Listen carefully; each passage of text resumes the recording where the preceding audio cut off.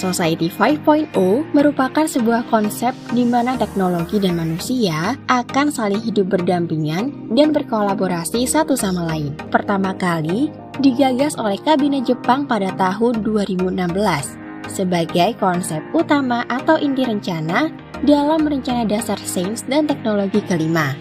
Di era Society 5.0, terdapat 3 kemampuan utama yang harus dimiliki oleh setiap individu, yaitu creativity, critical thinking, dan collaboration. Oke, kita kenalan dulu, namanya siapa? Hai, saya Fikri Hadiansyah. Fitra.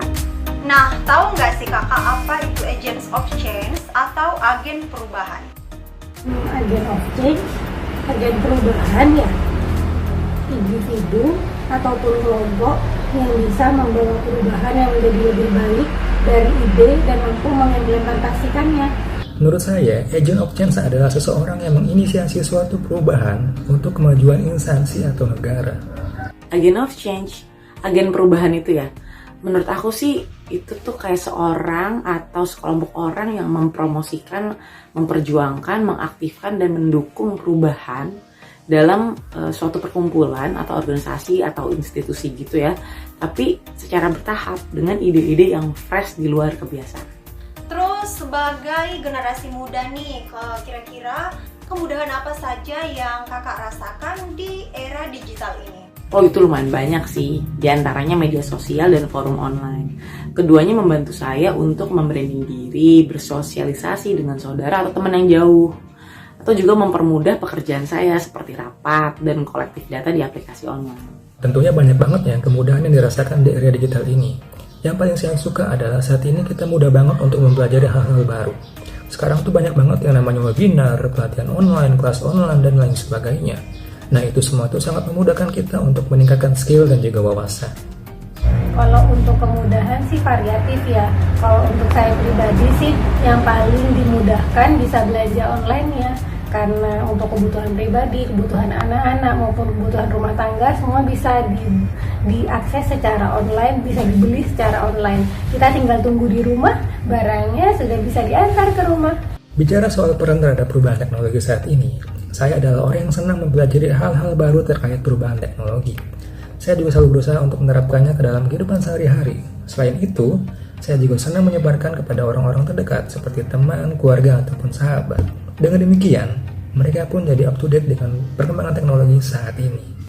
Mungkin salah satu peran saya di era digital ini, saya senang sekali memanfaatkan sosial media untuk berbagi cerita, berbagi ilmu juga, memberikan inspirasi. Berhubung profesi saya sebagai trainer di bidang olahraga, dengan adanya sosial media, saya bisa mengajak dan memotivasi pengguna sosial media untuk ikut menjaga kesehatan dengan berolahraga. Saya juga membuka kelas dengan aplikasi meeting, jadi membantu orang untuk tetap berolahraga walau adanya jarak atau tidak bisa keluar rumah.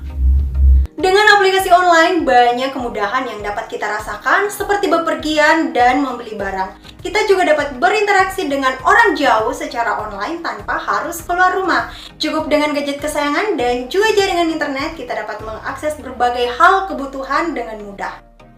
Nadiem Anwar Makarim dan Erik Esyon merupakan contoh generasi muda sebagai agents of change. Jadi kita sebagai generasi muda yang hidup di era Society 5.0 sudah saatnya berkarya dan melakukan perubahan, walaupun perubahan kecil untuk lingkungan sekitar kita. Seperti menjadi konten kreator yang positif, di niche kita masing-masing akan memberikan dampak yang luar biasa. Maju terus generasi muda Indonesia.